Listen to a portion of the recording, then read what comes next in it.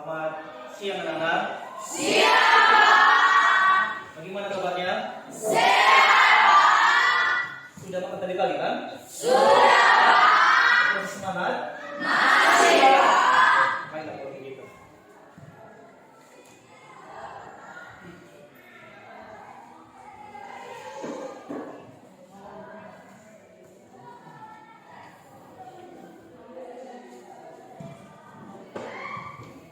Nah baik, sebelum kita lanjut pembelajaran kita untuk siang hari ini, terlebih dahulu kita akan berdoa. Dan untuk doa pagi siang ini akan dipimpin oleh si Febri kepada anak kami di selatan di depan.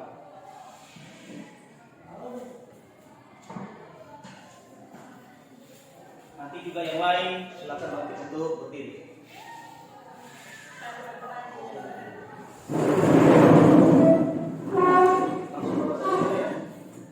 Baiklah, mari kita bersatu dalam doa dimulai. Tuhan, terima kasih Engkau telah menyertai kami dari rumah perjalanan dan sampai ke gedung sekolah kami. Itu bukan karena kekuatan kami, melainkan kasih yang sungguh luar biasa dalam kehidupan kami. Tuhan, sebentar lagi kami akan memulaikan KBM kami. Beradalah di tengah-tengah kami, Tuhan, sehingga KBM kami dapat berjalan dengan lancar.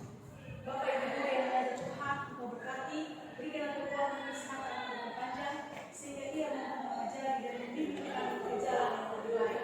Terima kasih Tuhan, terima kasih Tuhan. Baik, silakan duduk semuanya.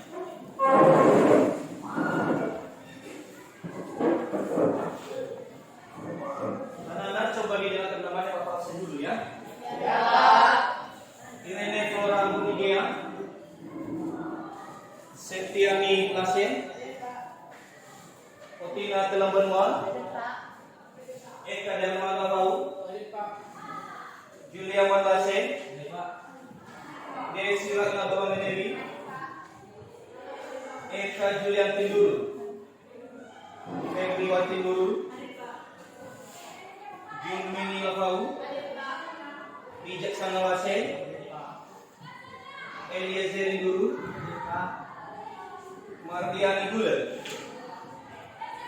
Nur Hayati Lasen, Nia Citra Labau, Jerniwati Labau, Elsi Tanggulu, Marniwati Jewa, Nisi Jewa, Niko Labau. Baik, terima kasih. Berarti hadir semua hari ini kan? Oke. Nah, baik anak-anak, dengan melihat tadi semangat yang Bapak pertama sekali masuk ke sini, Bapak percaya bahwa semangatnya untuk mengikuti pembelajaran biologi di siang hari ini cukup luar biasa. Dan Bapak percaya bahwa nanti dalam pembelajaran biologi untuk siang hari ini anak kami bisa mengikutinya dengan baik, iya kan? Iya, Pak. Coba dulu semua berdiri.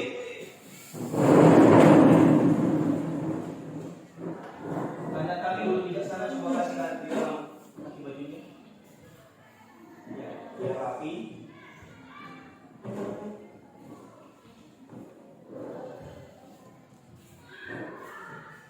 Coba cek di bawah kursinya apakah ada sampah atau tidak. Jika ada, diambil dan dikasih di tempat sampah. Ada? Oke.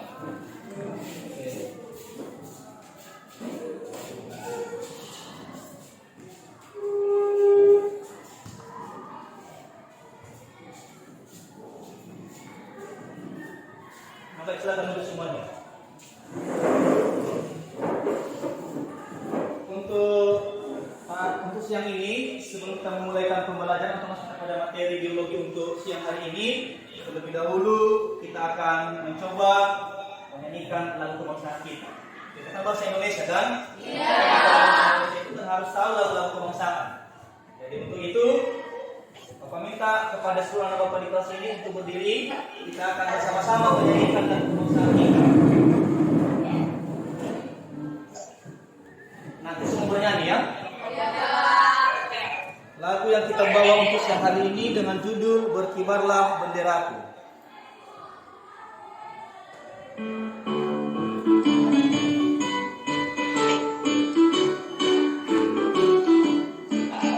Berkibarlah bendera, damai suci dan mulia.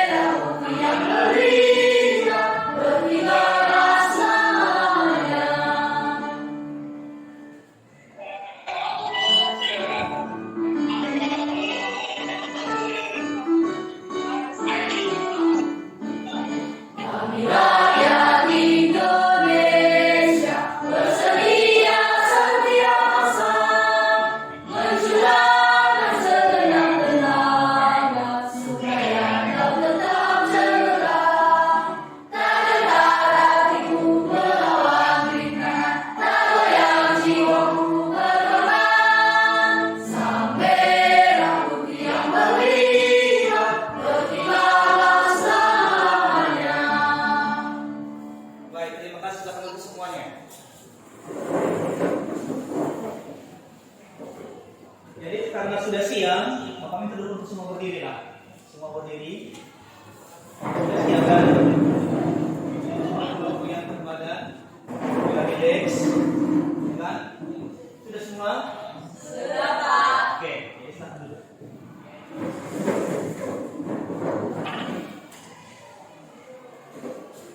Sudah baik? Sebelum kita teruskan untuk materi kita di siang hari ini, maka Bapak akan evaluasi dulu, Bapak tanya kembali dulu materi yang kita pelajari beberapa hari yang lalu. Karena kami Desi, kira-kira apa yang menjadi topik pembahasan kita minggu yang lalu? Berdiri, ya. Gangguan sistem gerak. Gangguan sistem gerak itu Desi dibagi berapa kemarin dia? Dibagi 3. Yang pertama dari sendi,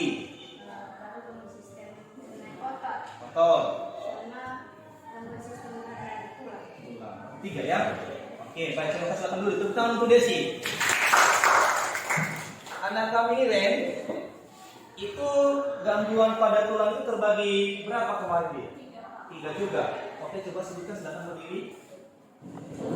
Gangguan pada sistem gerak tulang yaitu 1 fraktura, Ya. 2 gangguan pada tulang belakang, 3 gangguan fisiologis tulang.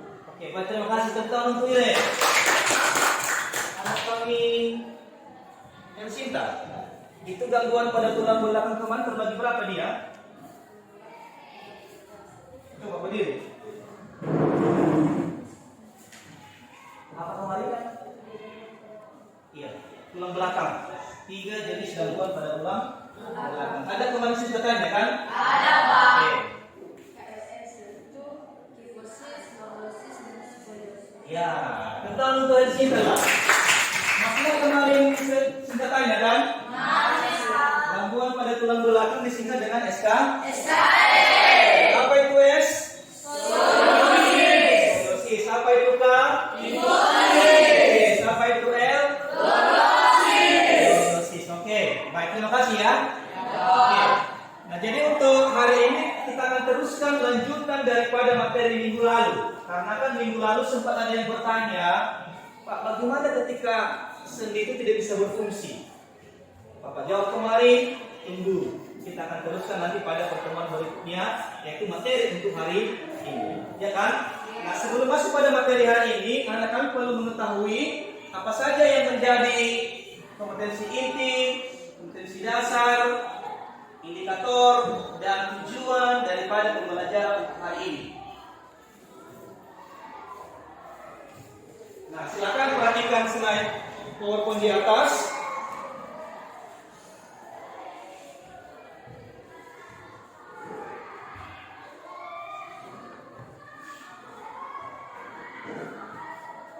Ini kompetensi inti masih sama dengan kompetensi inti materi beberapa hari yang lalu.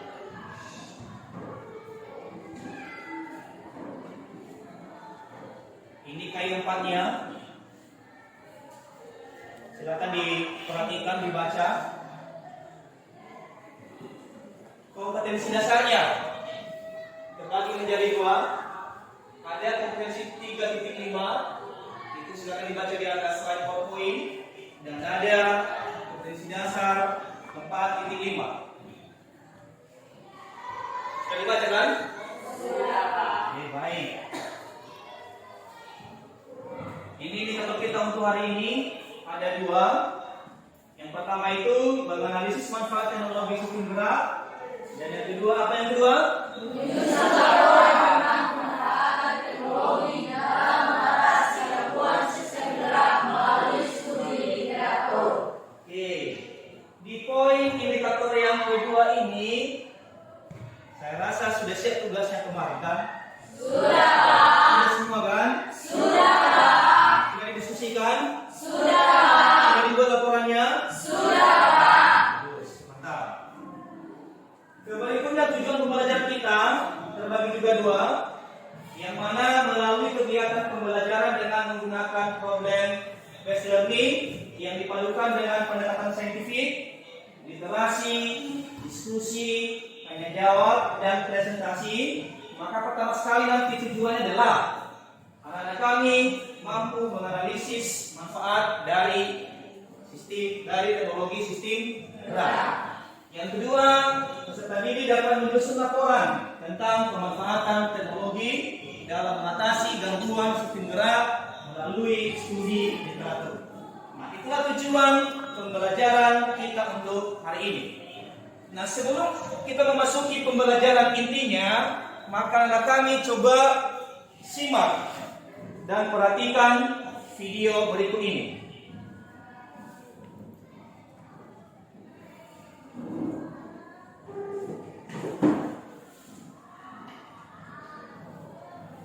Nah, sebelum kamu tonton video, maka silakan dulu bentuk kelompok sesuai kelompok yang kemarin.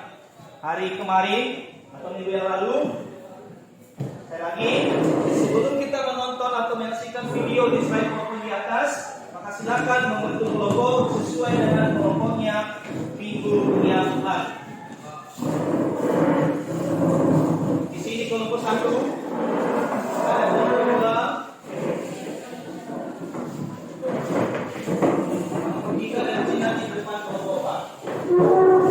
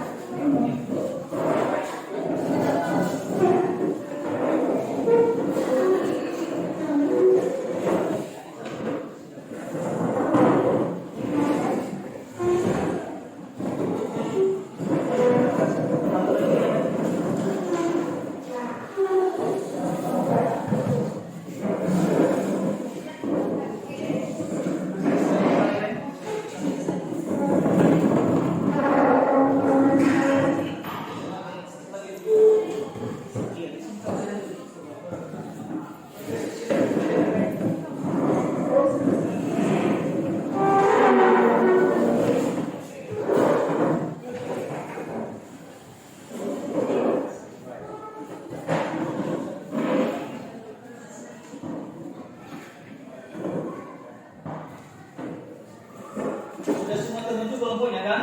Sudah. Baik. Sebelum menonton atau menyaksikan video, maka Bapak akan bagikan lembar kerja peserta didik. Karena kan di dalam lembar kerja peserta didik nanti ini akan termuat beberapa hal apa yang menjadi kerja daripada anak Bapak di kelas ini untuk pertemuan di siang hari ini.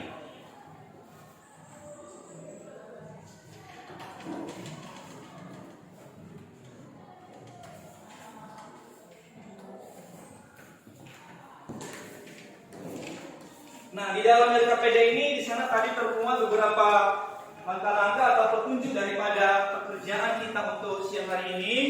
Ya, nanti silakan dibaca ya sebelum mengerjakan daripada LKPD. Nah, sebelum lagi lanjut pada pengerjaan LKPD, tadi Bapak sudah singgung dari awal bahwa kita akan melihat sebuah video. Untuk itu, Bapak berharap konsentrasi daripada anak Bapak di kelas ini menyaksikan video yang Bapak putar.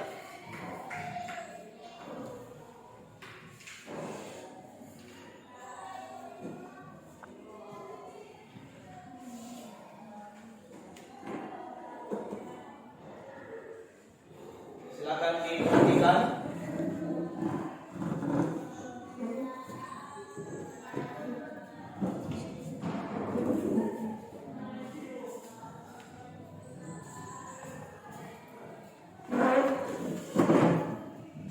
Perhatikan videonya di atas slide PowerPoint.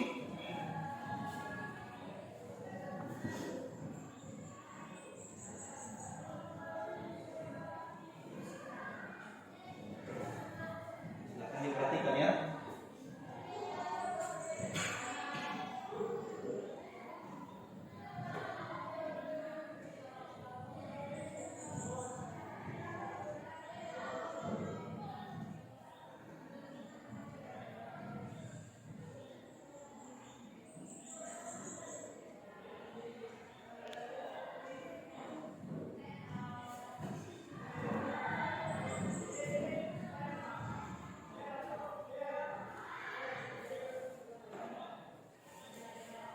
Silakan diperhatikan.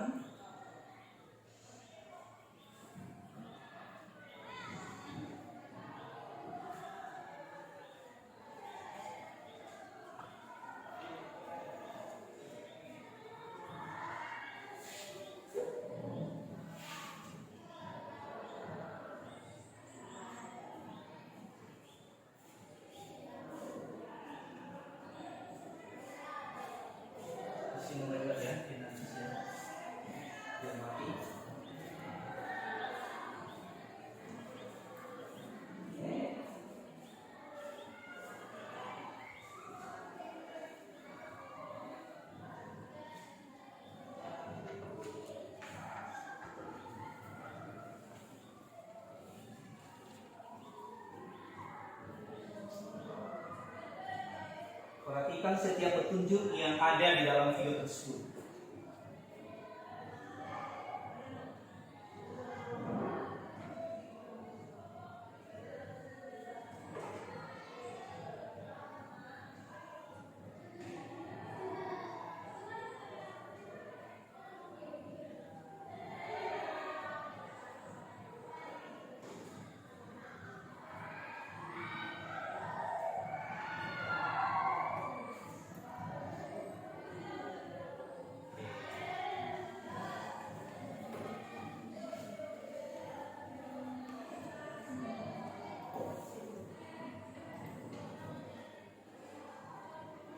Baik, bisa diperhatikan kan? Kalau Bapak tanya, adakah perbedaan yang kalian lihat dari video itu di atas? Ada kira-kira? Ada Pak, ada. Coba Niko. Coba diri apa tadi yang kamu lihat di video yang merupakan perbedaan dari yang sebenarnya? Coba diri Niko. Perbedaannya tangannya kurang jadi sama. Bagaimana? Jika dia melakukan gerakan, tangan bagian rupanya kurang begitu lancang melakukan aktivitas. Oke, baca masa dulu. Ada lagi yang lain?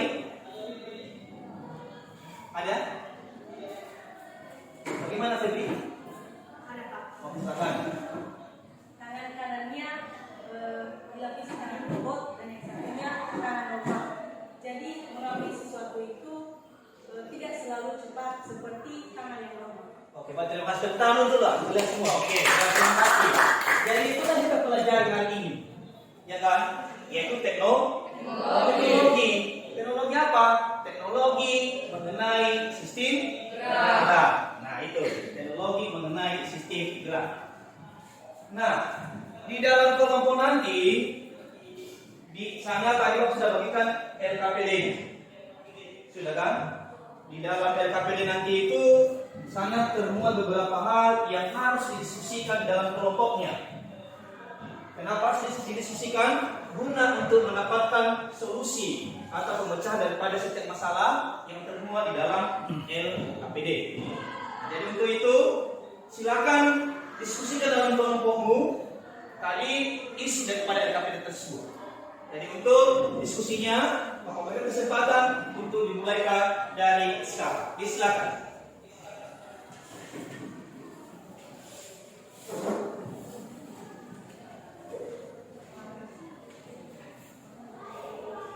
Dalam mendiskusikan nanti LKPD itu di dalam kelompoknya, jangan lupa juga nanti lihat bahan ajarnya. Lihat bahan ajar, terus perhatikan juga buku paketnya.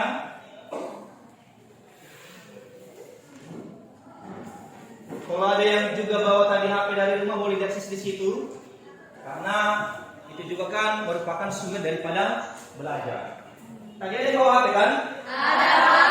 Coba juga digunakan HP tersebut, karena itu juga merupakan sumber daripada materi yang kita pelajari hari ini.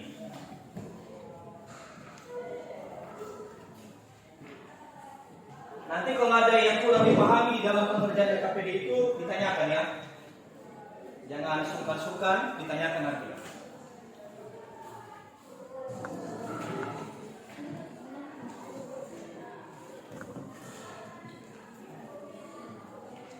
Nanti sambil mengerjakan LKPD, setiap kelompok itu harus nanti mencantumkan di dalam LKPD itu apa yang menjadi hasil diskusinya ya. Nanti ditentukan siapa nanti yang menjadi presentasinya. Karena kan nanti hasil daripada diskusi kelompok ini kita presentasikan di depan ya.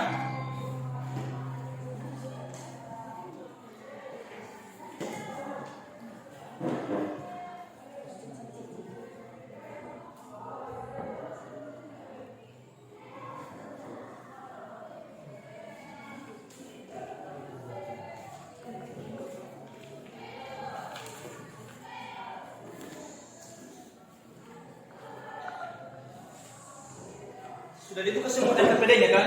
Sudah Pak. Baik, Bapak Sinta sebentar lagi waktunya. Sebelum diteruskan untuk diskusinya, maka perhatikan slide PowerPoint di atas.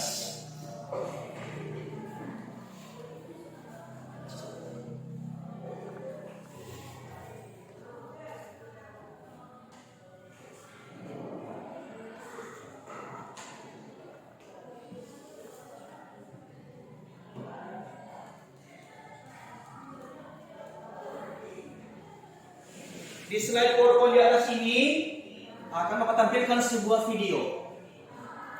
Silakan disimak baik-baik.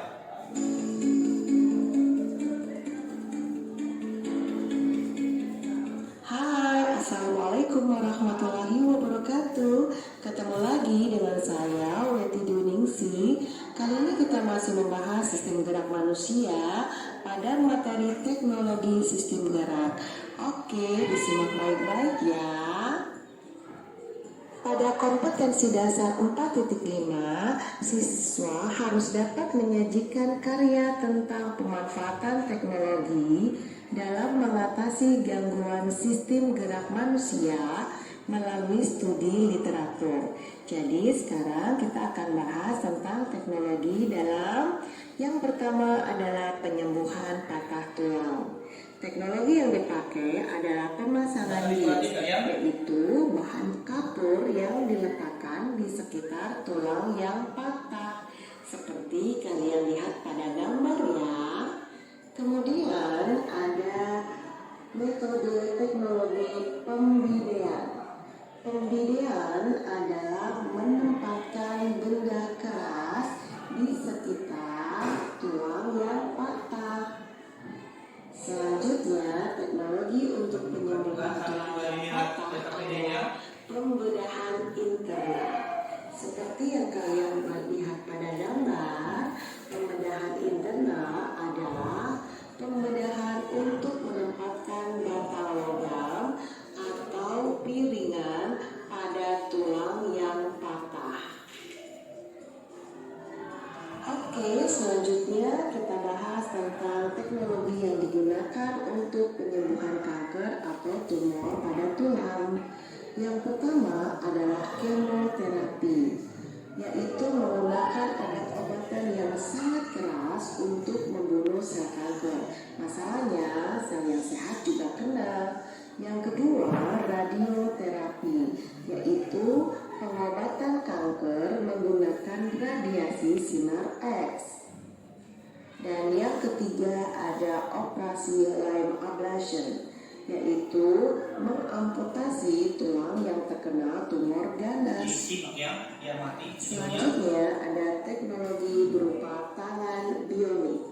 Seperti yang kalian lihat pada gambar, tangan bionik adalah tangan buatan yang sangat fungsional, sehingga dapat digunakan untuk memegang benda dan melakukan gerakan kombinasi tangan, misalnya untuk mengetik. Selanjutnya ada teknologi kaki bionik. Kalian lihat gambarnya, kaki bionik ini adalah kaki buatan yang dilengkapi dengan Bluetooth.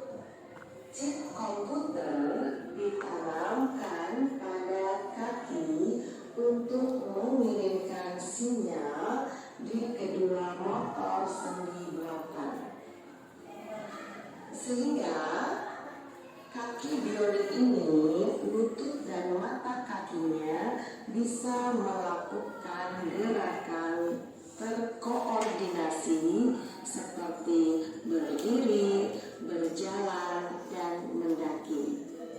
Oke, demikian tadi pembahasan tentang materi teknologi dalam menanggulangi gangguan pada sistem gerak. Selanjutnya kita akan bahas bab selanjutnya, sistem sirkulat. Sudah kan? Sudah diperhatikan tadi videonya kan? Sudah. Nah, untuk mendukung daripada pemahaman kita mengenai video itu tadi pembarusan, maka di sini juga sudah buat slide PowerPoint-nya. Ya, diperhatikan, dibaca. Tapi di sini Bapak sudah cantumkan beberapa hal-hal yang ada dalam video. Dibaca.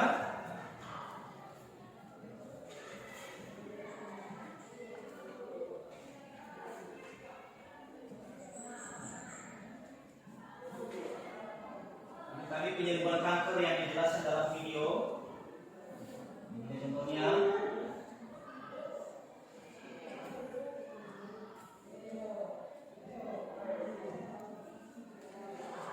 Ini tadi itu penggantian sendinya.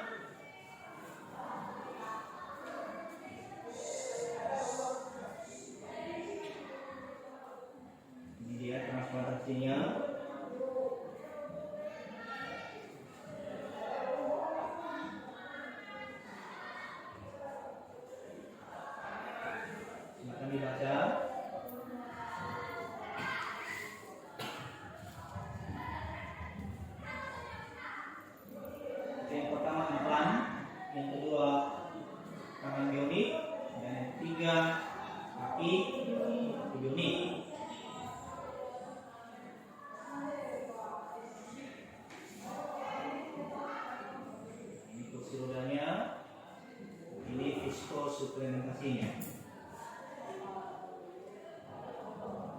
Nah, dalam videonya, ini model-modelnya. Silahkan disimak, diperhatikan.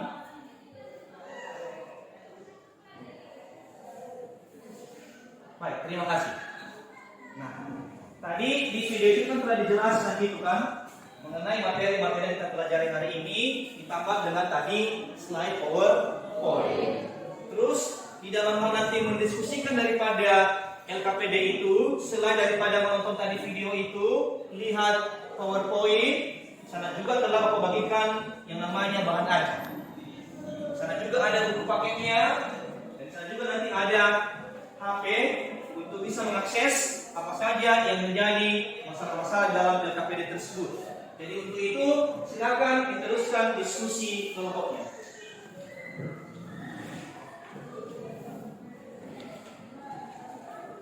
Nanti kalau ada kendala ditanyakan ya, selama diskusi berlangsung.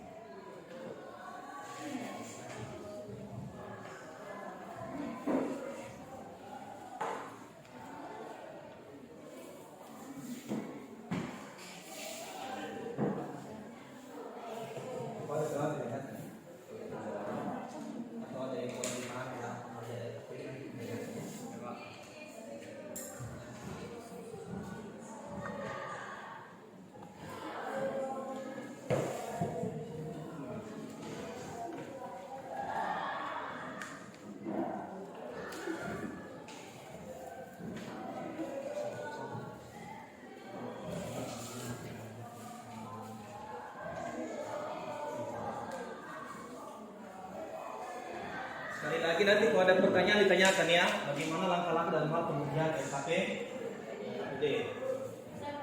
Oke, nomor 1 kan? Apa kira-kira ya?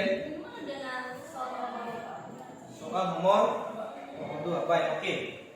Di soal nomor 2 ini kan, di situ Bapak buatkan pengantarnya berdasarkan hasil analisismu pada bahan ajar halaman 8 sampai halaman 11 di bahan ajar. Ada di sana kan halamannya Bapak buat.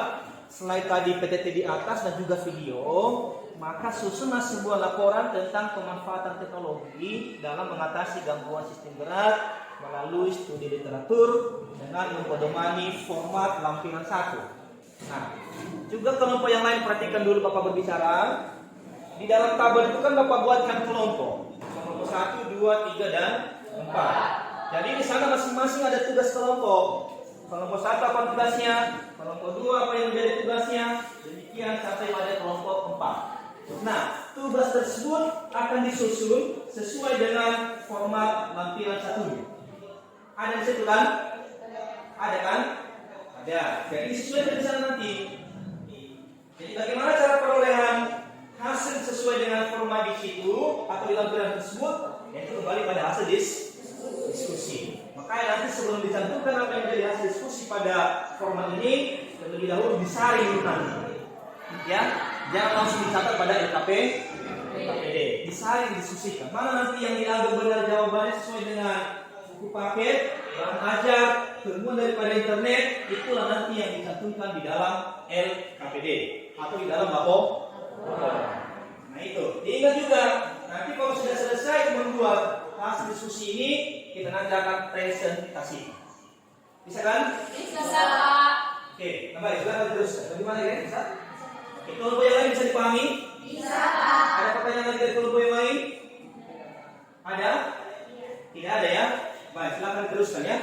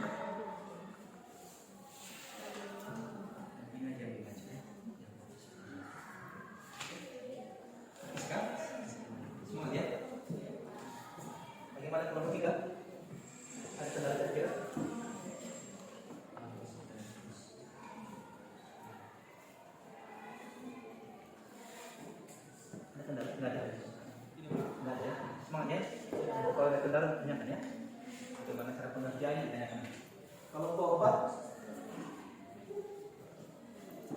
gimana ini?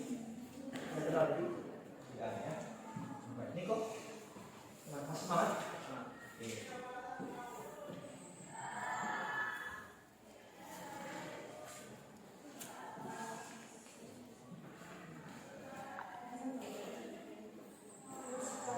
Ya, silakan.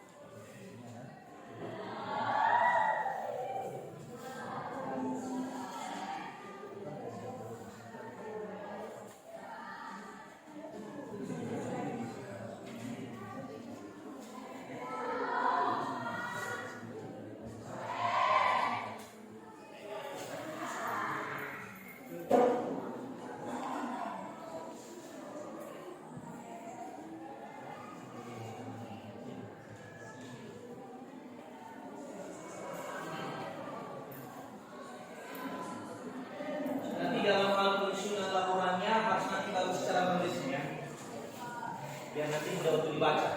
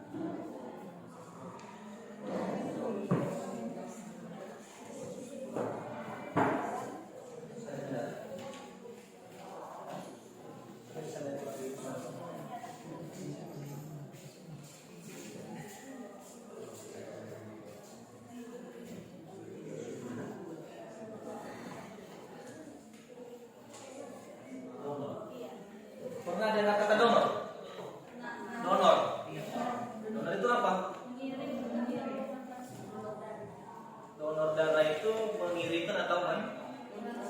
Atau memberikan gitu, donor. Jadi apa aja yang diberikan, yang biasa kita dengarkan ada donor darah kan?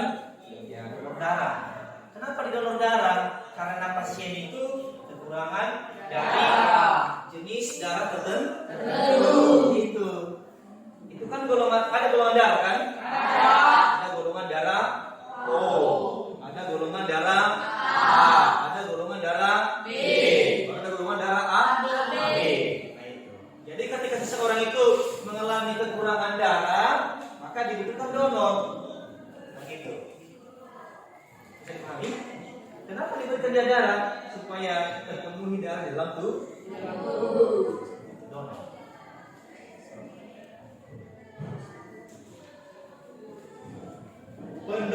Donor beda kan? Pendonor itu kan yang memberikan orangnya. Nah, sedangkan donor diberikan. Nah, itu. Bisa kan? Bagaimana jadi? Bisa jadi?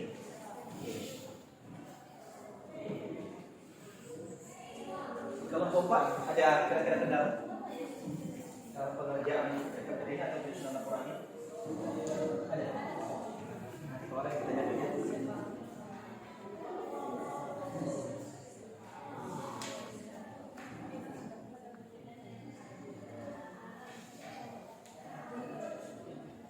Gimana biasanya sama?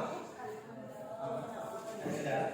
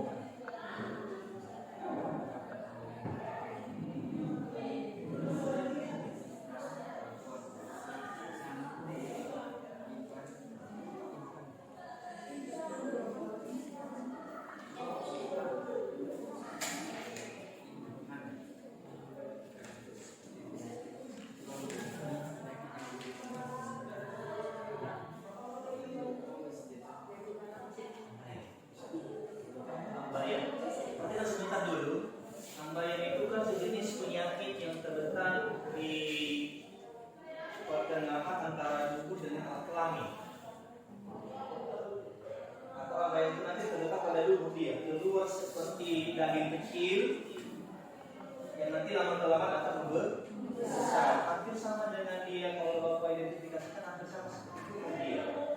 Tapi dia letaknya di mana? Ada di bagian dubur. Tahu dubur kan? Apa dubur? Anus. Begitu. Dubur selainya itu ya. Itu kalau nggak ditangani secepat mungkin itu akan nanti membesar dan risiko itu cukup tinggi sekali. Itu kemarin ada yang pernah itu di sebelah rumah itu termasuk juga keluarga sudah meninggal jadi gara-gara terlambat dalam ini pengobatan sudah sempat luka. Gimana? Iya, ada apa muncul?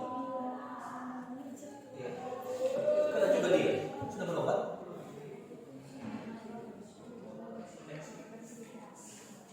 Terus ada obat enggak untuk memperkecil dia lagi? Memang terkadang di situ dia kan?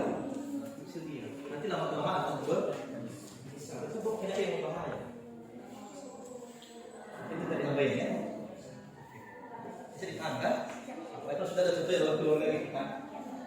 keluarga itu dianjurkan untuk berobat. Ya. Jadi bagus ada penanganan sini dalam waktu yang cepat, sehingga kita tidak ada risiko yang cepat.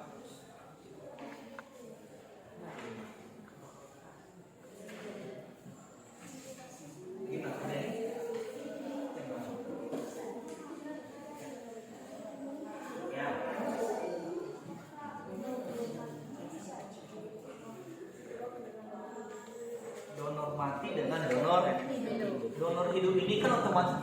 Sebentar dulu perhatiannya, donor hidup itu kan otomatis kan donornya dari benda yang hidup. Yang donor mati yang dari mana? Maksudnya bukan dari yang hidup. Pasti dari yang mati gitu. Jadi kan ada organ-organ tertentu kan masih ingat kemarin ada saat ada corona, ya kan? Penculikan bayi yang viral di internet kan, bola matanya itu dicongkel dijual, iya kan?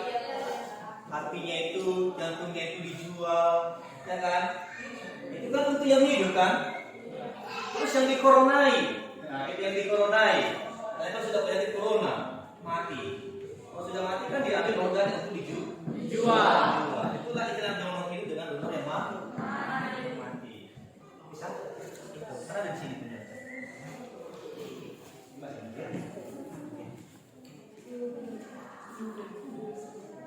Kalau kamu buat kemana? Sudah sampai di mana pengertiannya? Sudah selesai. Ya. Silakan. Oke. Karena ada dua itu kan. Kalau sama ada dua itu, progesteron dan estrogen. Ya kan? Kalau progesteron itu ada sama laki-laki. Kalau estrogen ada sama perempuan. Apa fungsinya? Merangsang daripada pembentukan sel telur kalau sama perempuan. Nah itu. Makanya kan secara ilmu itu kan kalau orang sudah mengalami menstruasi perempuan, maka itu sudah bisa melahirkan.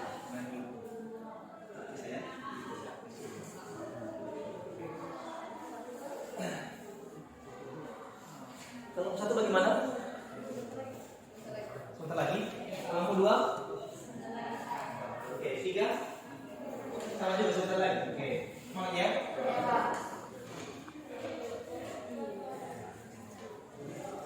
Nanti kalau ada yang merasa haus boleh minum. Ya. Minum, ambil minumannya boleh minum.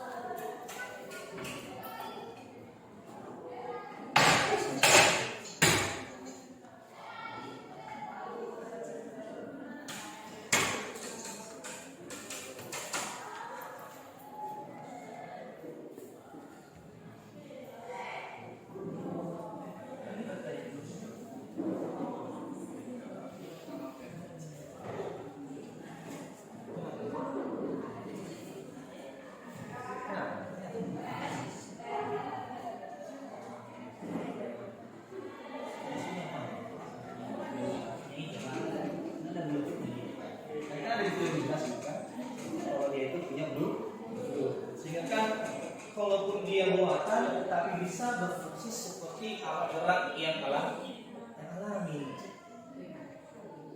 Nanti kalau kamu cari di internet, ada nanti diciptakan itu alat gerak itu dari tangan bionik atau kaki bionik dikontrol oleh pikiran. Itulah kemajuan kan. Namanya kan teknologi sistem. Ini kan bagaimana usaha atau upaya itu menggantikan bagian daripada tubuh yang kehilangan fungsinya itu untuk dapat berfungsi kembali. Kalau nggak salah ada di mana itu kan? Itu orang kan? Ya, ada kan? Tapi tangan itu kan nggak bisa digerakkan gitu kan? Kaku aja dia kan? Itulah keistimewaan daripada dengan video tadi itu. Tadi kan di video itu bisa bergerak dia kan? Bisa ambil makanan, bisa mindahin gelas, ya kan? Bisa untuk buka pintu, bisa ambil buah. Tapi kalau yang di sana itu kan tidak kan? Sudah kaku dia kan? Nah, itulah perbedaan.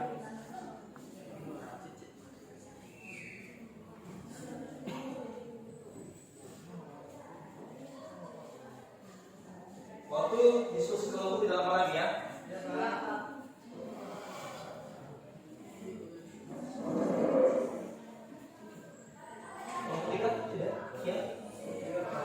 Sudah kelompok 3? Baik. Sudah disusun dalam kata-katanya kan? Ya. Sudah tentukan siapa yang menyaji? Sudah. Oke, baik. Terima kasih. Kelompok 4? Bagaimana Pak? Sudah. Sudah ditentukan siapa nanti yang mempresentasikan? Sudah. Sudah ya. Terima kasih. Kelompok 1? Sudah. Yang nanti presentasi sudah ditentukan? Sudah, Pak. Ya, oke baik. Terima kasih. Kelompok 2? Sudah. Oke, baik. Berarti semua sudah kan?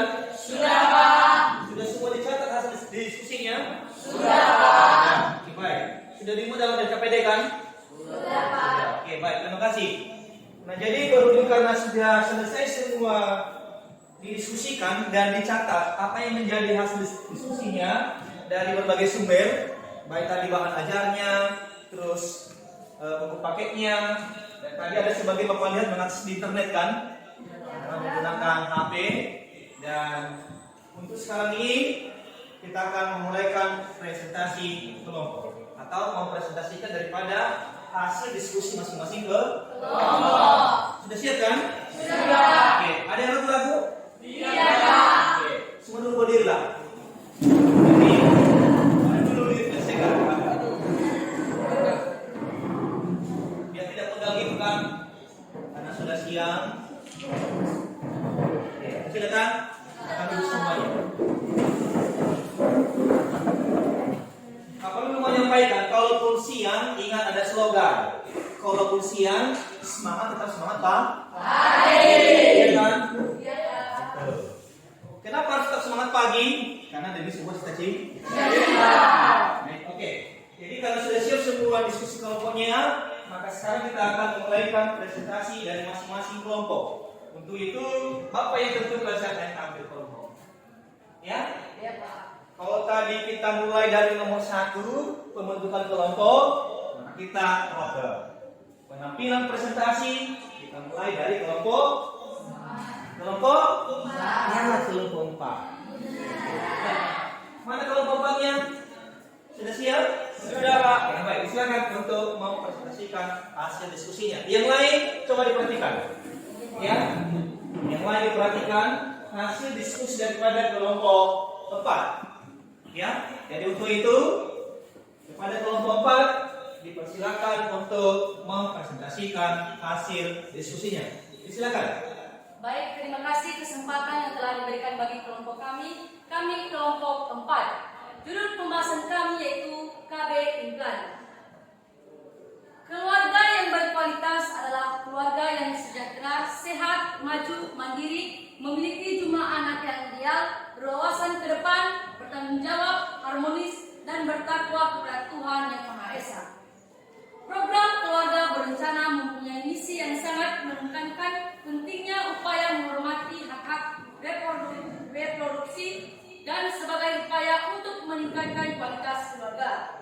Sedangkan visi dari program keluarga berencana adalah memberdayakan masyarakat untuk membangun keluarga kecil berkualitas, menggalang kemitraan dalam peningkatan kesejahteraan, kemandirian, dan ketahanan keluarga, dan meningkatkan kualitas pelayanan KB dan kesehatan reproduksi. Susuk disebut alat kontrasepsi bawah kulit karena dipasang di bawah kulit pada lengan atas. Alat kontrasepsi ini disusupkan di bawah kulit lengan atas sebelah dalam. Bentuknya semacam tabung-tabung kecil atau pembungkus plastik berongga dan ukurannya sebesar batang korek api.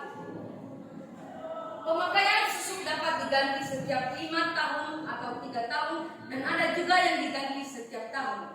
Penggunaan kontrasepsi ini biayanya ringan. Pencabutan bisa dilakukan sebelum waktunya jika memang ingin hamil lagi. Adapun tujuan yang dapat kita ambil dari penyusunan makalah ini adalah agar mahasiswa mampu: 1. Mengetahui pengertian tentang KB implan. 2. Mengetahui jenis KB implan. 3. Mengetahui cara pemasangan KB implan. 4. Mengetahui cara pencabutan KB implan.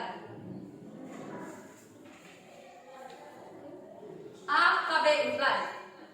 Kontrasepsi adalah menghindari atau mencegah terjadinya kehamilan sebagai akibat pertemuan sel telur yang matang dengan sel sperma. Manuaba tahun 2000.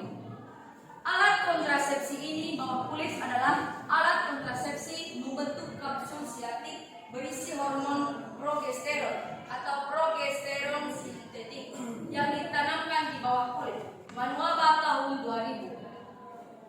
Implan adalah alat kontrasepsi yang berbentuk kapsul kosong silastik atau karet silikon yang diisi dengan hormon dan ujung-ujungnya kapsul yang ditutup dengan silastik adhesif.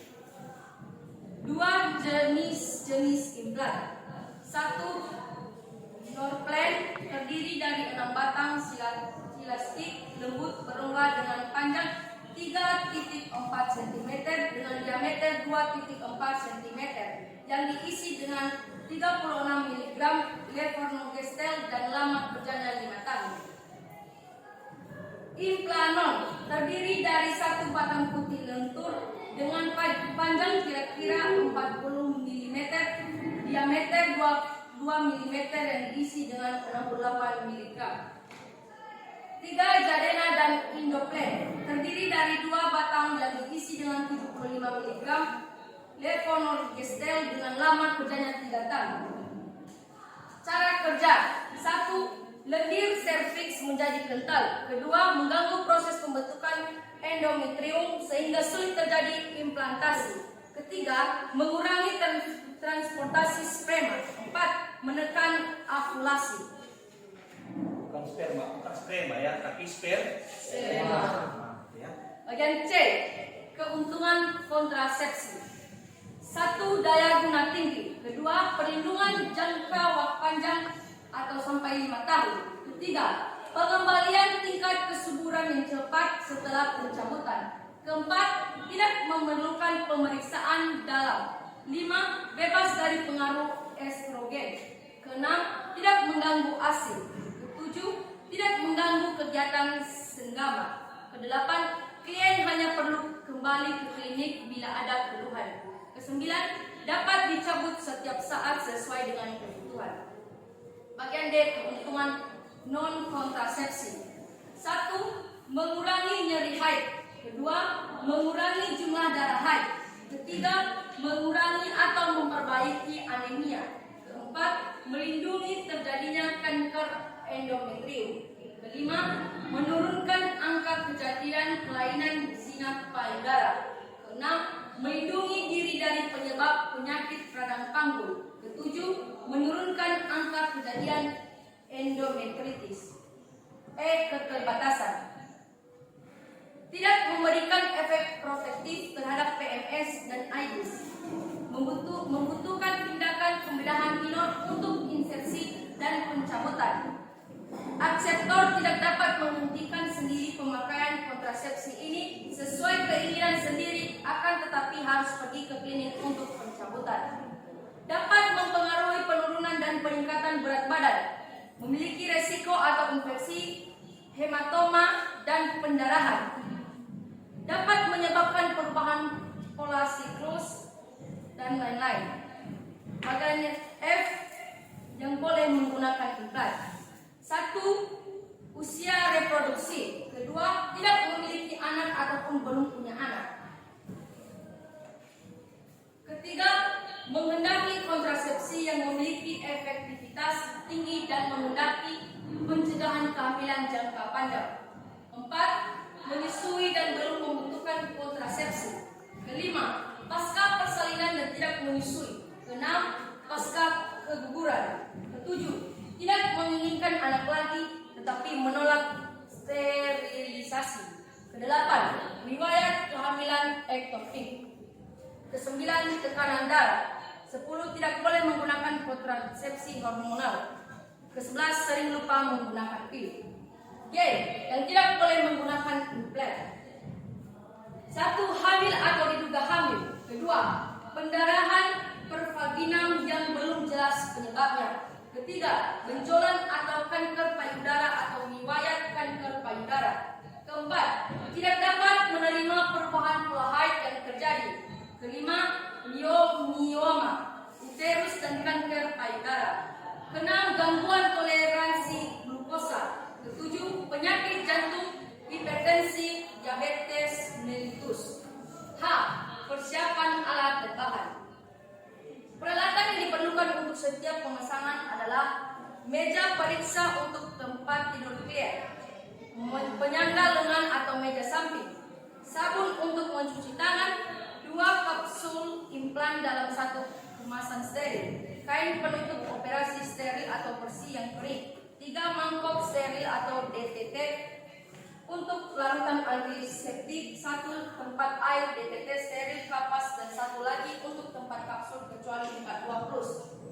Sepasang sarung tangan steril atau TDD, DTT, larutan antiseptik, anestesi lokal atau konsentrasi 1% tanpa epinefrin.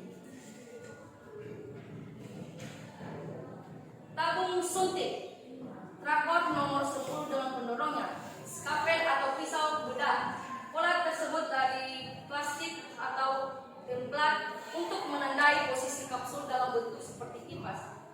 Kebain hari, plester untuk luka ringan atau kasa steril dengan plester, kasa pembalut, epinefrin untuk shock anafilaktik atau harus selalu tersedia untuk keadaan darurat. Cara pemasangan: 1. Meminta klien untuk membersihkan seluruh lengan yang dipasang implan dengan sabun. 2. Cuci tangan dengan air sabun, keringkan dengan handuk atau kain bersih. 3. Atur alat dan bahan-bahan sehingga mudah dicapai hitung kapsul untuk memastikan jumlahnya. 4. Gunakan sarung tangan dengan benar. 5. Melakukan antiseptik pada daerah pemasangan. 6. Memasang kain penutup atau doek steril atau DTT di sekeliling lengan pasien. 7. Suntikan anestesi lokal dengan benar. Pemberian anestesi. 8. Menguji anestesi sebelum melakukan insisi pada kulit. 9. Membuat insisi dangkal pada kulit selebar kurang lebih 2 mm. 10. Memasukkan trokar dengan benar. Memasukkan trokar dengan sudut yang kecil. Memindahkan arah trokar untuk menempatkan kapsul 2. Yaitu 1.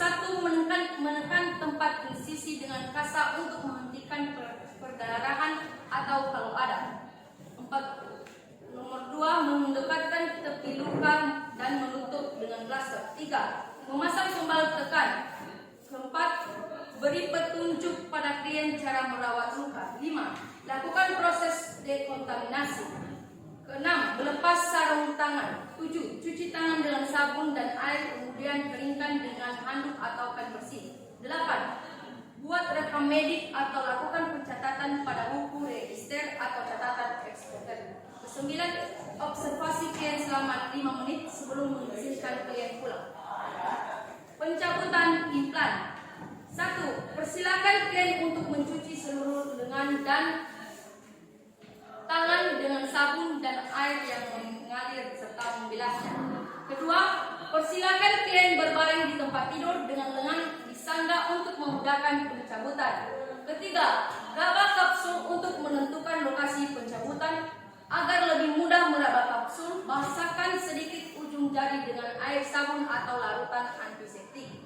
Keempat, kemudian beri tanda pada kedua ujung setiap kapsul dengan menggunakan spidol.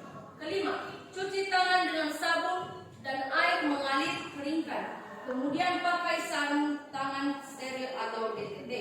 Keenam, usapkan tempat pencabutan dengan kasa berantiseptik. Ketujuh, setelah memastikan klien tidak alergi terhadap obat anestesi. 8. Pada lokasi yang sudah dipilih, buat insisi melintang yang lebih kurang 4 mm dengan menggunakan skalpel.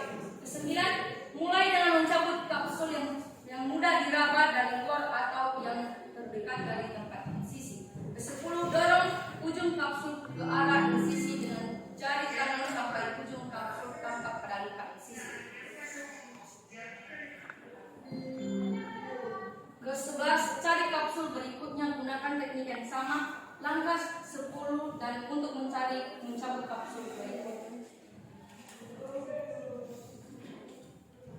Demikian hasil penyajian kelompok kami. Jika ada sanggahan, kritik dari kelompok lain atau pertanyaan, kami terima dengan senang hati.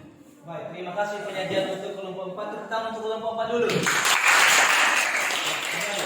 Nanti sudah dipahami kan apa yang dipresentasikan kan? Sudah, Pak. Oke, kalau ada yang ditanyakan mengenai hasil diskusi daripada kelompok 4 mengenai KB implan, disilakan kepada masing-masing kelompok. Untuk satu kelompok, satu pertanyaan saja. Silakan, kalau ada. Oh iya, dari kelompok 2, silakan ya. Kelompok 4 ada pertanyaan daripada kelompok 2 ya, dicatat dan nanti dijawab. Baik, kami dari kelompok 2 ada pertanyaan yang kurang lebih yang saya jelaskan, yaitu sebutkan yang boleh dan tidak boleh menggunakan implan. Ya. Sebutkan yang boleh dan yang tidak boleh menggunakan implan. Maksudnya kan orangnya gitu ya. Ya. Coba dijelaskan kembali siapa yang berhak dan yang tidak berhak, atau yang layak dan tidak layak menggunakan implan. Silakan.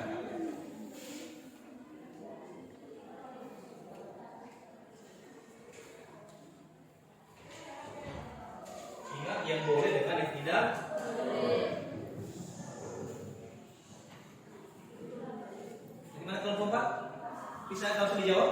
Oke, silakan dijawab.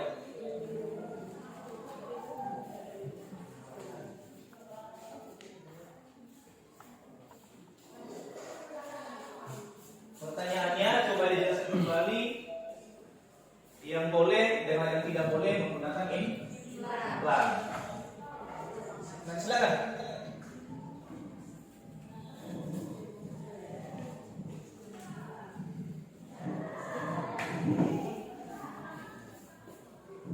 Baik, saya akan menjawab dari pertanyaan kelompok 2.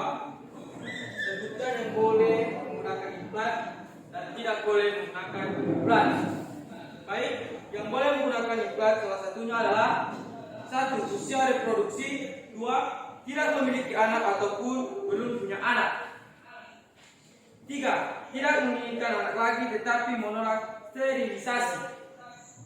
Baik, nomor 2-nya, implan yang tidak boleh digunakan salah satunya adalah 1. Hamil atau diduga hamil. 2. Tidak dapat menerima perubahan pola haid yang terjadi. 3. Penyakit jantung, hipertensi, diabetes mellitus. Yang dimana implan dapat digunakan oleh mereka yang memiliki hipertensi, obesitas, yang merokok, dan yang memiliki gangguan kolesterol. Namun, implan tidak boleh digunakan oleh ibu yang memiliki keadaan khusus seperti penyakit tromboemboli, penyakit yang berhubungan dengan pembuluh darah dan kekentalan darah. Sekian dari jawaban kami. Oke, baik, terima kasih untuk kelompok 4. Bagaimana kelompok 2?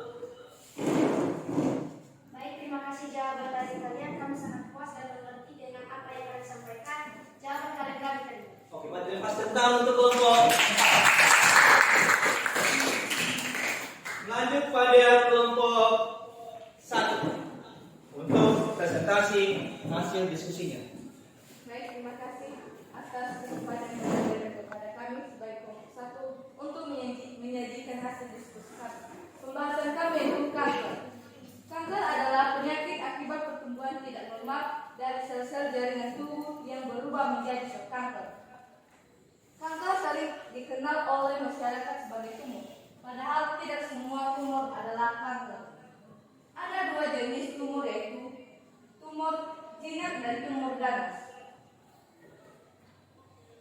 Ada tujuannya dari pembelajaran ini adalah untuk mengetahui pengertian kanker, 2. Mengetahui gejala-gejala kanker, 3. Mengetahui faktor-faktor penyakit kanker, 4. Faktor-faktor yang meningkatkan risiko terjadinya kanker, 5. Cara pemeriksaan dan pengobatan kanker, 6. Proses penyebaran kanker ke bagian lain tubuh, 7. Jenis-jenis kanker, 8. Cara pencegahan kanker.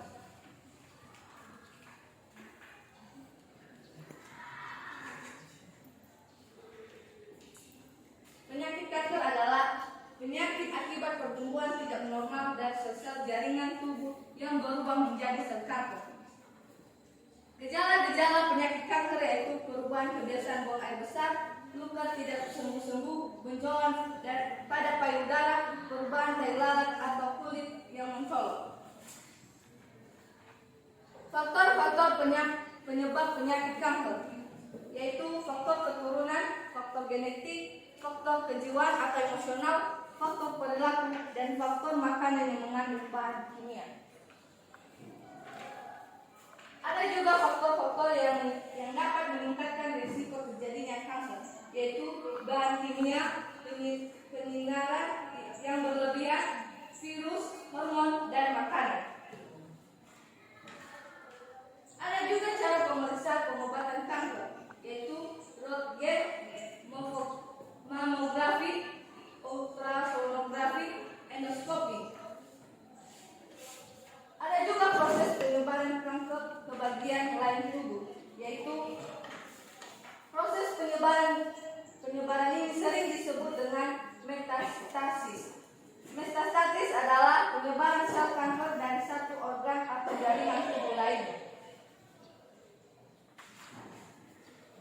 7. Jenis-jenis kanker.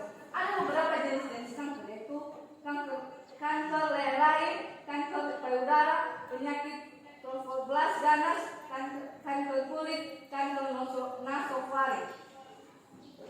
Ada juga cara pencegahan kanker, yaitu mengenai makanan, mengurangi makanan berlemak yang berlebihan, lebih banyak makanan berserat, lebih banyak makan sayur-sayuran berwarna serta berbuah-buahan. Beberapa kali sehari lebih baik banyak makan makanan segar. Baik, sekian dari hasil presentasi kami. Terima kasih. Baik, kita untuk kelompok 1. Nah, kali ini sudah bersama apa itu presentasi daripada kelompok 1, yaitu mengenai penyembuhan kanker. Jadi kalau ada yang kurang dipahami daripada presentasi kelompok 1, silakan kepada setiap kelompok untuk bertanya. Silakan kelompok 3. Ya, silakan ya. Kelompok 3 ada sebuah pertanyaan. Ya, silakan. Jelaskan faktor-faktor penyebab kanker. Ya, dijelaskan faktor-faktor penyebab kanker. Kepada kelompok 1 disilakan untuk menanggapi pertanyaan daripada kelompok 3. Silakan. Ada beberapa faktor yang menyebabkan penyakit kanker, yaitu 1. Faktor keturunan, yang dimana faktor ini disebabkan oleh gen keluarga, yang dimana pada masa atau yang dimana keluarganya yang memiliki kanker bisa juga turun kepada anaknya nanti. 2. Faktor kejiwaan, emosional, yang disebabkan oleh stres yang dapat menimbulkan penyakit kanker dengan cepat. Jadi bagi teman-teman jangan cepat stres biar tidak kena kanker. 3. Faktor perilaku. Faktor ini juga mempengaruhi kanker. Kenapa? Perilaku yang tidak baik juga mempengaruhi penyakit kanker, di mana perilaku tersebut seperti merokok dan lain-lain. 4. Faktor makanan yang mengandung bahan kimia. bahan kimia juga dapat menimbulkan penyakit kanker, yaitu seperti meminum minuman yang beralkohol. Terima kasih. Baik, bagaimana? Kelompok penanya sudah dipahami apa yang disebut kelompok 1 mengenai jawaban pertanyaannya? Sudah? Ada pertanyaan lanjutan? Tidak. Oke, baik, terima kasih ya.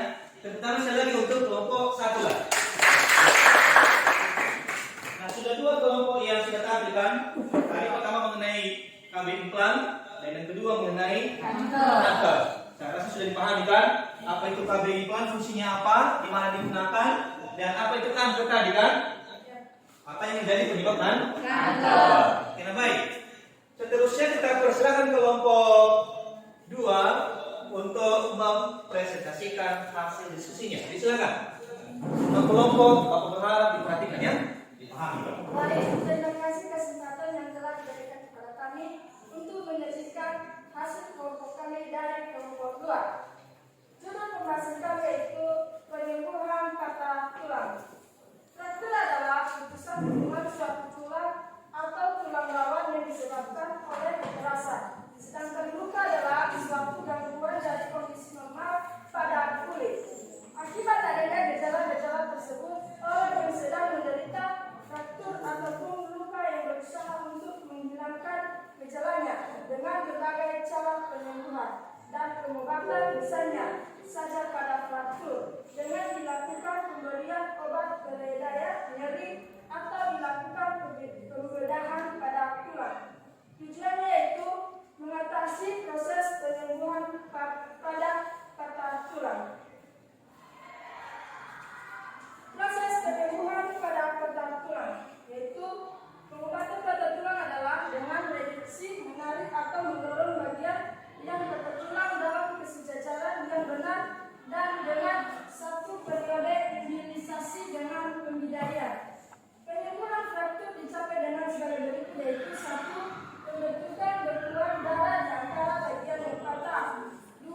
Timbulnya jaringan fibrosa di dalam bekuan darah.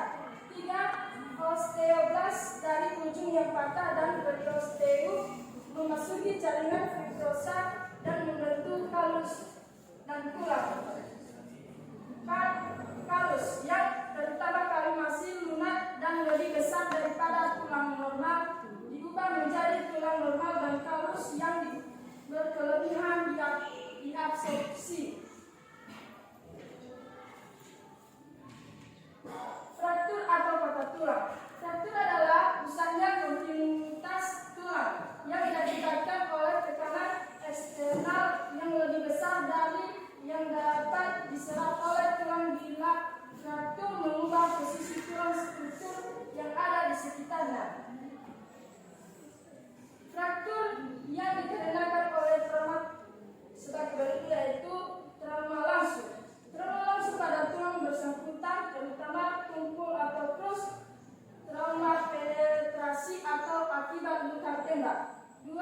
Trauma tidak langsung. Fraktur yang terjadi akibat gaya traksi atau tension, gaya anulasi, gaya rotasi, gaya kompresi atau suatu kombinasi.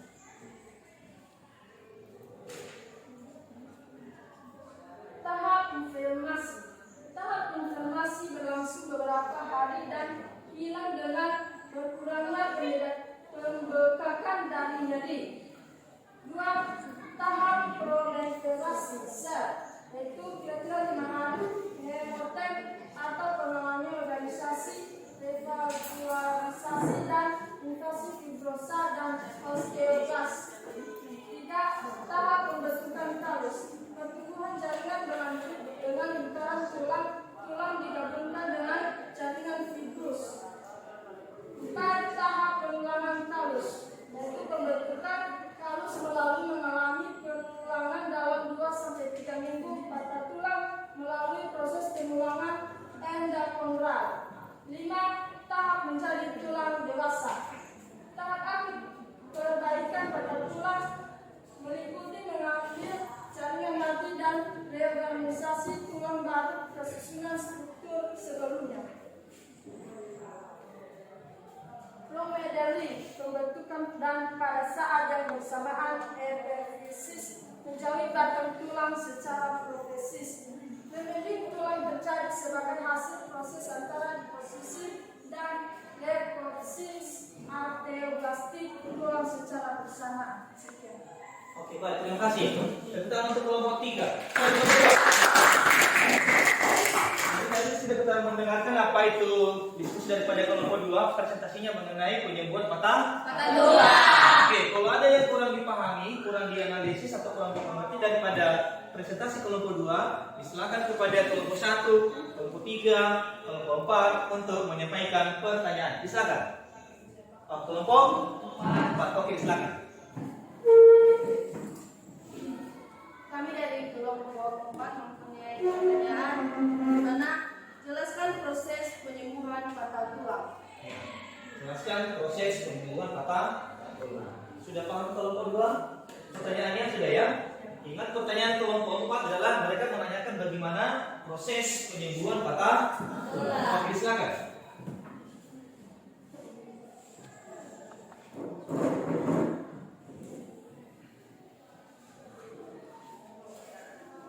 Baik, sesuai dengan pertanyaan, proses penyembuhan patah tulang yang pertama yaitu pembentukan bentukan darah yang pada bagian yang patah. Yang dimana yang dimaksud itu adalah kondisi di mana darah Anda yang mengumpul. Dan nomor 2 yaitu tumbuhnya jaringan fibrosa di dalam bentukan darah. Apa itu jaringan fibrosa? Pasti kelompok 4 bertanya-tanya. Jadi jaringan fibrosa ini adalah jaringan ikat. Nomor 3, osteoblast. Osteoblast dari ujung yang patah dan kolesterol memasuki jaringan fibrosa dan membentuk halus atau tulang baru. Osteoblast itu berarti sel pembentuk tulang. Dan nomor 4 yaitu kalus. Kalus yang pertama kali masuk lunak dan lebih besar daripada tulang normal diubah menjadi tulang normal dan kalus yang berlebihan diabsorpsi atau dimaksud dengan tulang mengalami remodeling ke dalam bentuk dan ukuran aslinya. Remodeling atau direnovasi kembali. Apakah saudara kelompok 4 menjaga dari kami? Baik, kami dari kelompok 4 menerima jawaban Anda dengan senang. Oke, baik, tepuk tangan. Kelompok 1, kelompok 3, dan kelompok 4 sudah paham mengenai daripada proses penyembuhan patah tulang ya? Sudah kan? Sudah. Oke. Nah, kalau sudah paham, teruskan pada pengajian kelompok yang terakhir. Ya kan? Kelompok 3. Mengenai apa? Ya, transplantasi organ. Untuk itu kepada kelompok 3 kita berikan kesempatan. Silakan. Kelompok yang lain diperhatikan ya. Baik, terima kasih kesempatan yang telah diberikan kepada kami untuk mempresentasikan hasil diskusi kami. Yang menjadi pembahasan kami yaitu transplantasi organ. Teknologi masa kini terus menuju perubahan yang sangat signifikan seiring dengan perkembangannya ilmu pengetahuan. Dalam dunia kedokteran timur maupun barat, pada umumnya diyakini bahwa setiap penyakit ada obatnya. Transplantasi organ memiliki nilai sosial dan kemanusiaan tinggi apabila dilakukan atas dasar kemanusiaan, bukan kepentingan komersial semata. Namun adanya ketimpangan yang cukup besar antara kesediaan bank dengan kebutuhan organ. Masalah komersialisasi organ dan menjadi salah satu perdebatan yang sensitif dalam dunia medis maupun agama. Yang menjadi tujuan pembelajaran transplantasi organ itu mengetahui transplantasi organ, mengetahui jenis transplantasi organ, mengetahui tujuan dari transplantasi organ, mengetahui organ yang dapat ditransplantasikan, mengetahui prosedur transplantasi organ dan akibat transplantasi organ bagi penerima donor. Transplantasi organ. Dalam kamus kedokteran Dorland dijelaskan bahwa transplantasi berasal dari bahasa Inggris yaitu transplantation, berarti penanaman jaringan yang diambil dari tubuh yang sama atau dari individu yang lain. Jadi dapat disimpulkan transplantasi adalah pemindahan sebagai atau seluruh jaringan dan organ tertentu dari suatu tempat ke tempat lain pada tubuhnya sendiri atau tubuh lain dengan persyaratan dan kondisi tertentu. Jenis transplantasi organ. Berikut jenis-jenis transplantasi organ itu: satu, dari segi pemberi organ pendonor. Yang kedua, transplantasi dengan donor mati atau jenazah. Transplantasi dengan donor hidup. Transplantasi dengan donor hidup adalah pemindahan organ tubuh seseorang yang hidup kepada orang lain atau ke bagian dari tubuhnya sendiri tanpa mengancam kesehatan. Yang kedua, transplantasi organ. Transplantasi dengan donor mati atau jenazah. Transplantasi dengan donor mati atau jenazah adalah pemindahan organ atau jaringan dari tubuh jenazah orang yang baru saja meninggal kepada tubuh orang lain yang masih hidup. Yang kedua, dari penerima organ atau resipien. A. Autografi. Autotransplantasi adalah pemindahan suatu organ ke tempat lain dalam tubuh orang itu sendiri. Yang kedua, isograf. Isograf merupakan prosedur transplantasi yang dilakukan antara dua orang yang secara genetik atau identik. Yang tiga, alograf. Alograf adalah pemindahan suatu organ dari tubuh seseorang ke tubuh orang lain. Bagian C itu tujuan dari transplantasi organ.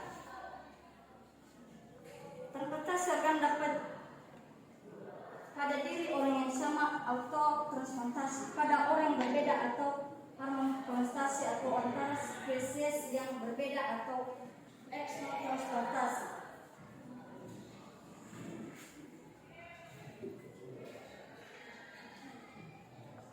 Orang yang dapat ditransplantasikan. Satu, organ dalam rongga dada, yaitu jantung atau hanya donor mati. Kedua, paru atau donor hidup dan mati. Yang ketiga, envelop jantung atau paru, donor mati dan donor. Sekian saja. Oke, baik. Tepuk tangan untuk kelompok 3. Tadi kelompok 3 itu menyajikan mengenai transplantasi organ. Ya, jadi kalau ada yang kurang dipahami dari apa yang mereka presentasikan, disilakan kepada masing-masing kelompok untuk menanyakan apa yang kurang dipahami. Silakan. Kelompok 4 ada pertanyaan? Ada Pak. Kelompok 1 silakan. Ada pertanyaan dari kelompok 1. Jelaskan tentang transplantasi. Dijelaskan tentang Transplantasi. ya. Pertanyaan adalah mereka kurang memahami apa yang dimaksud dengan transplantasi. Dijelaskan apa itu transplantasi. Oke, misalnya pada kelompok 3 dan dipahami oleh kelompok-kelompok yang lainnya, apa itu pertanyaan kelompok 3 dan bagaimana pertanyaan kelompok 1 dan bagaimana jawaban daripada kelompok 3 mengenai apa itu transplantasi. Silakan. Baik, kami akan menjawab pertanyaan dari kelompok 1, yaitu pertanyaannya, jelaskan apa yang dimaksud dengan transplantasi. Transplantasi adalah pemindahan sebagai atau seluruh jaringan dan organ tertentu dari suatu tempat ke tempat lain, tubuhnya sendiri atau tubuh orang lain dengan persyaratan dan kondisi tertentu. Oke, bagaimana? Terima. Bagaimana kelompok 1? Baik, kami berterima dengan jawaban kelompok yang presentasi. Oke, sudah paham apa yang sudah transplantasikan? Sudah, Pak. Baik, terima kasih. Jadi berhubung karena selesainya penyajian daripada kelompok 3, maka presentasi kita cukupkan sampai di sini. Dan untuk itu kepada kami Febri, silakan untuk memberikan kesimpulan mengenai apa yang kita pelajari hari ini. Kepada kami persilakan. Yang menjadi kesimpulan materi itu: 1. Penyembuhan patah tulang meliputi pemasangan gips, pemindahan internal, penarikan atau traksi. Yang kedua, penyembuhan kanker meliputi 1. Kemoterapi, 2. Radioterapi, 3. Operasi, 4. Penggantian sendi, 5. Transplantasi sumsum, 6. Penanggulangan skoliosis dan kongenitalis. 7. Implan. Implan adalah pemasangan suatu material dari benda rigid atau kaku pada tulang belakang yang mengalami gangguan. Ke-8. Tangan bionik.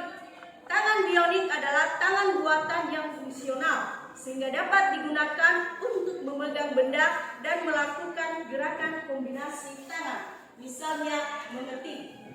Ke-9. Kaki bionik. Kaki bionik ini merupakan kaki buatan yang dilengkapi dengan perangkat Bluetooth.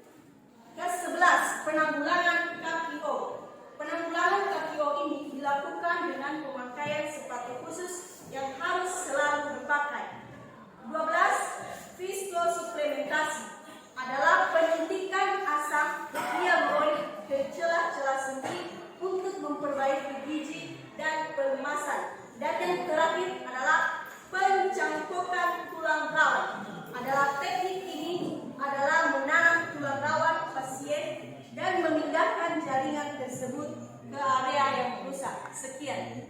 Baik, terima kasih untuk anak kami Febri dalam menyatakan kesimpulan untuk materi pada hari ini. Nah, untuk itu tadi kita sudah melihat video di atas, sudah melihat PowerPoint, sudah presentasi masing-masing kelompok. Untuk itu Bapak akan tanya kembali materi yang kita pelajari hari ini. Anak kami Iren, kira-kira kalau sudah paham materi yang kita pelajari hari ini, apa itu yang dimaksud dengan tangan bionik? Bu Devi? Tangan bionik adalah tangan elektronik yang dibuat oleh para ahli untuk membantu pekerjaan atau aktivitas sehari-hari bagi orang yang tidak memiliki tangan. Baik, tentang untuk Iren. Kalau anak kami Devi, tadi itu apa yang dimaksud dengan kaki bioniknya? Tadi kalau tangan bionik, ini sekarang kaki bionik. Oke. Kaki bionik adalah merupakan kaki buatan oleh manusia yang dilengkapi dengan perangkat Bluetooth. Oke, baik, terima kasih tentang untuk anak kami Devi. Nah, baik. Jadi untuk hari ini kita cukupkan pembelajaran kita. Maka kalian perlu mengetahui sekali lagi bahwa penyembuhan pada tulang itu adalah melalui pertama pemasangan gips, yang kedua pembedahan internal dan penarikan atau traksi. Terus yang kedua mengenai penyembuhan kanker itu ada beberapa bagian dan nanti ada di situ. Yang pertama kemoterapi, radioterapi, operasi, limb salvage dan limb ablation. Yang berikutnya penggantian sendi. Itu dilakukan kenapa? Yaitu agar sendi itu bisa berfungsi kembali sesuai dengan fungsi yang sebelumnya. Nanti di sana ada kaki bionik, ada tangan bionik. Tujuannya apa? Agar dapat difungsikan kembali sesuai dengan fungsi yang sebelumnya. Apa sudah bisa dipahami materi untuk hari ini? Sudah. Baik. Jadi pembelajaran kita untuk siang hari ini kita sudah sampai di sini. Namun tugas minggu yang lalu nanti diserahkan di depan bersama dengan tugas untuk hari ini, baik dari KPD maupun laporan dari masing-masing kelompok. Jadi sebelum kita mengakhiri pembelajaran hari ini, materi kita untuk seterusnya nanti yaitu kita akan belajar masalah sirkulasi darah. Otomatis kan sirkulasi darah itu adalah sirkulasi darah pada manusia. Nah baik, tadi kita awali dengan doa pembelajaran kita, maka kita akhiri juga dengan doa. Untuk itu kepada anak kami Juliaman untuk membawakan kita ke dalam doa agar nanti pembelajaran hari ini dapat menjadi bekal untuk masa yang akan datang. Silakan kepada anak kami Juliaman.